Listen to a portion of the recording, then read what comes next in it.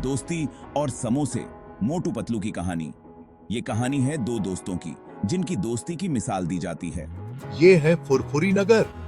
यहाँ रहते हैं दो अजीब से दोस्त, मोटू और पतलू। ये दोनों हमेशा साथ रहते हैं, चाहे कैसी भी परिस्थिति हो। मोटू को समोसे बहुत पसंद है। समोसे देखते ही उसकी आंखें चमक उठती हैं और वो सब कुछ भूल जाता है। पतलू थोड़ा होशियार है, लेकिन शरारतें दोनों करते हैं। पतलू की बुद्धिमानी और मोटू की ताकत मिलकर हर मुश्किल को आसान बना देती है। दोनों की दोस्ती बहुत पक्की है। हर मुसीबत में एक दूसरे का साथ देते हैं। चाहे कोई भी समस्या हो, ये दोनों मिलकर उसका हल निकाल ही लेते हैं। तो ये दोनों के एक दिन मोटू समोसे खा रहा था। तभी जॉन आया और बोला, अरे मोटू, खाली समोसे मत खाओ, थोड़ा काम करो। जॉन की बात सुनकर मोटू चौंक गया। मोटू ने कहा, काम? क्या काम?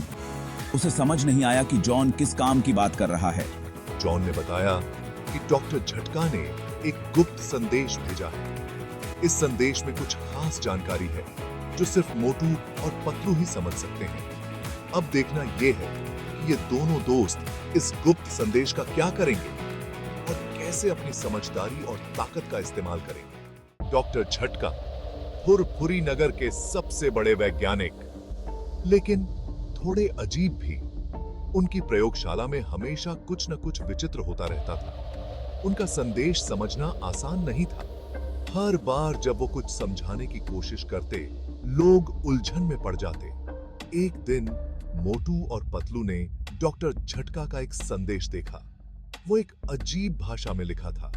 ऐसा लग रहा था जैसे किसी प्राचीन लिपि में लिखा हो। मोटू को तो कुछ समझ नहीं आया। वो सिर खुजाने लगा और बोला, ये क्या है? पतलू ने ध्यान से देखा। उसने हर शब्द को बारीकी से पढ़ा और समझने की कोशिश की। बोला, मोटू, ये तो कोई कोड है, शायद इसमें कोई गुप्त संदेश छुपा है। मोटू ने कहा, कोड? ये कोड वर्ड क्या होता है? पतलू ने समझाया, कोड वर्ड एक गुप्त भाषा होती है जिसे सिर्फ कुछ लोग ही समझ सकते हैं। पतलू ने बताया कि ये एक गुप्त भाषा होती है। इसमें छुपे हुए संदेश होते हैं जिन्हें समझने के लिए दिमाग लगाना पड़ता है।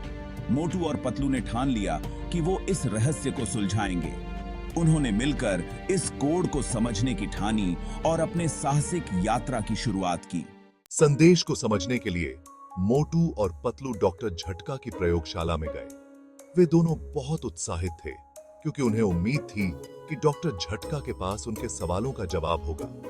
वहां बहुत सी अजीब मशीनें और सामान थे। हर तरफ चमकती हुई लाइट्स और बटन थे जो किसी भी बच्चे को आकर्षित कर सकते थे। मोटू एक मशीन देखकर बोला, ये क्या है पतलू?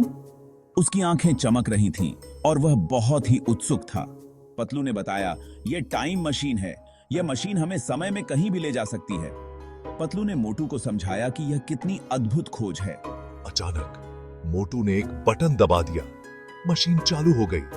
मोटू और पतलू दोनों चौंक गए और उन्होंने देखा कि मशीन की लाइट्स तेजी से चमकने लगी। दोनों घूमते हुए पुराने समय में पहुंच गए।